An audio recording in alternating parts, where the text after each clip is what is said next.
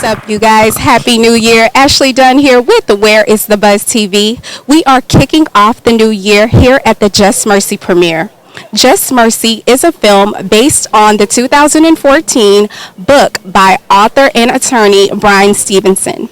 This film will be available in theaters worldwide on Friday, January 10th. You guys make sure you stay locked and stay tuned from interviews from the cast. And you guys make sure you check out this film. See you guys soon. Bye.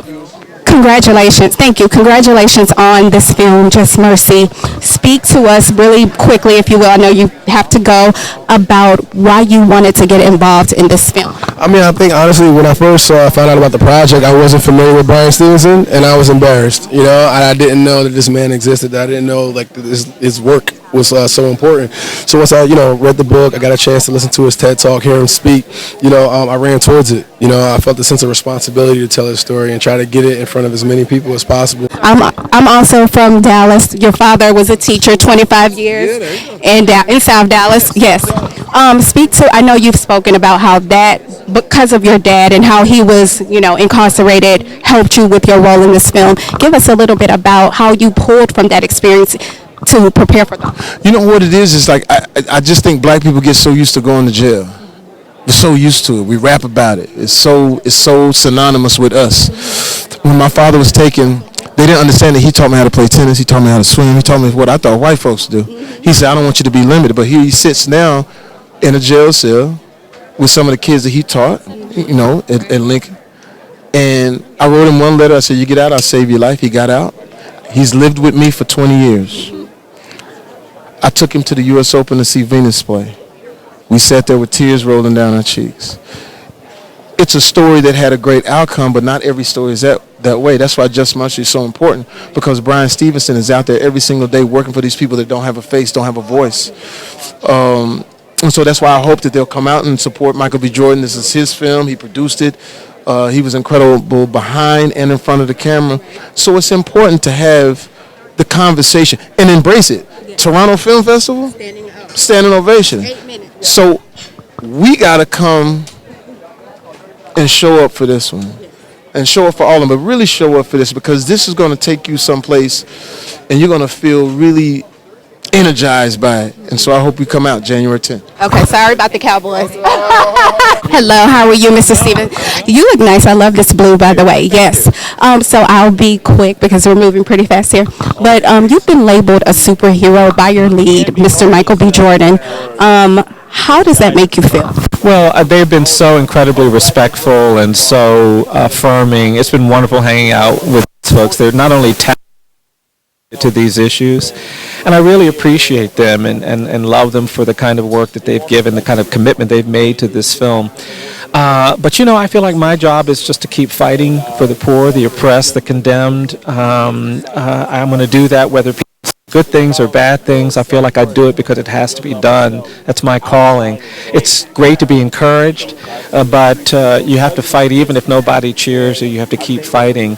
And that's what got me to this place, and that's what I hope will continue to shape my work and career. I mean, amazing. I've watched your TED Talk, which brings me to your grandmother. She said to always do the right thing, even when it's the hard thing to do. You're still doing the right thing. You did the right thing in the movie Just Mercy, and you continue to do the right thing. So you've held up your promise to Grandma. How does that feel to you, of doing the right thing, and even though you face many struggles with racism and pushback, how does that feel? Well, it's very affirming, and I do feel an embrace from all those people who have come before me. I feel like my grandmother is still in my ear, and I had the great privilege of spending time with people like Rosa Parks, and she's still in my ear, and my great-grandparents were enslaved and had this belief that one day they'd be free, and that vision, that truth, that hope is very much a part of what I feel and see and hear. And so it's affirming, to be doing this. And I definitely feel them lifting me up. And I appreciate you saying what you just said, because that's affirming too. But I'm really honored to do what I do. It's an honor to meet you, and your work is amazing. So thank you so much. Hunger Games, Hidden Figures, and now Just Mercy. Not to mention HBCU grad, Spelman. Hello. What a journey thus far, wouldn't you say? How are you taking all of this in?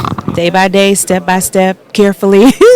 Just trying to remain sober-minded and clear and grateful through it all. Yeah. You're playing Mrs. Minnie McMillian, the wife of Walter McMillian in Just Mercy. Speak to how you, which she's still alive, speak to how you tapped in and prepared for this role. Sure. I come from a community of women who understand that love is a choice and who have exampled for me the importance of making that choice. But making it in a way that is human. We often have this idea that we have to be one thing. We have to be strong, and if we're not, we're weak. But in reality, we're all those things. We are strong and we are weak, and we are concerned and confused and happy and sad and hurt and healing, sometimes all at the same time. And so tapping into Minnie McMillian was an opportunity to share a part of who we are that we don't always see, in an effort to hopefully have people have an experience of us that they can connect with and better understand. This is a story of black love. Not, and this is real black love, not always the pretty black love, but the struggle, because there was infidelity in the marriage, but she stood by her man. She stood by. And you show and you display and portray that role and that character with such strength and vulnerability and realness, because so many women, are faced with that decision. Maybe not in the same sense, but are faced with the decision to stay and to fight. Did you have to pull from somewhere to tap into that emotion of, your husband is on death row? Not that he, is gone, but he's on death row. And how do I stick by him? How do I support him in this, even though you may have been upset or had your own emotions? You know what? Something that really struck me in the process was how, you can't really judge as an actor. You can't judge the work, right? You have to understand it. You have to embrace it. So that was, I think, the beginning for me. And in the process of understanding, in the process of embracing it, understanding that for her to hate him would change who she was. And so it was really about maintaining, I think, her integrity. And like I said, love is a choice. It's something that we don't necessarily feel, but something that we require of ourselves and walk in. So I believe that was the choice she made, and I have so much respect for her for making that choice. You said that she's somebody that you knew growing up. You knew a Miss Minnie McMillian. Who were your Minnies? Was it in the form of an aunt? I think that I had many Minnies.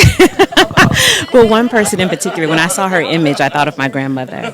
Yeah, I thought, and for me, my grandmother just always represented unconditional love. She was a place that we could turn to in our understanding and in our imperfections. And she had a way of making it all right. And so, yeah, this was an opportunity to connect with her in a way in sharing Minnie McMillian's story.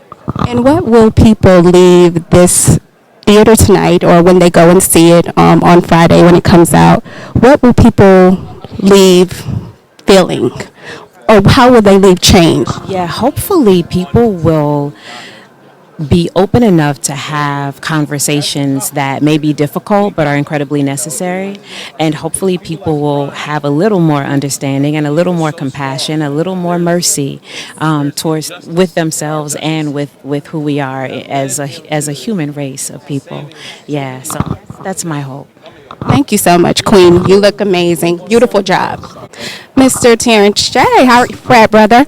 Founders Day is coming up soon, and you look nice. You're welcome. Happy New Year as well. So I last saw you at the Black and Blue premiere, the LX screening. Now you're here hosting again the Just Mercy premiere in LA. Tell us why you are backing such important films and wanting to put your name behind them. Well, I'm really excited to work with Warner Brothers, and Michael B. Jordan is a close friend of mine. He put his blood, sweat, and tears into this project, and when you see his performance and Jamie's performance and Brie's performance, we got an incredible group of people that put this together. But the story Bryan's story just really hits home in so many ways. So I'm happy to be here in Baldwin Hills. We got an incredible group of young people that'll get to see the movie maybe for the first time tonight. And I just think that, anybody that watches it is going to feel unified and feel inspired. And hopefully that inspiration can lead to stories like this not happening in the future. Why is this story so important now? It was based in the 80s. It's a true story from the 80s, but it's so relevant now. Why is that? Yeah, I'm an 80s baby, so as I'm watching it, so much hits home then, but the same stuff that was happening then in the 70s, the 80s, the 90s is still happening now. There are problems with our justice system that need to be fixed, and stories like this, they plant seeds, they inspire people. The young person that's going to be a cop in the future, or a judge in the future, or part of our correctional system in the future might watch a film like this today. So the outcome that happens 10, 20, 30 years from now could be changed by the inspiration we see in projects like this. So I can't wait for people to see it tonight. If you haven't seen it, I can't wait to experience it with you tonight. And I think it's a really important story that needs to be told. Thank you so much, Terrence, and have a good night. Thank you so much for having me. Where is the buzz? You said was mine.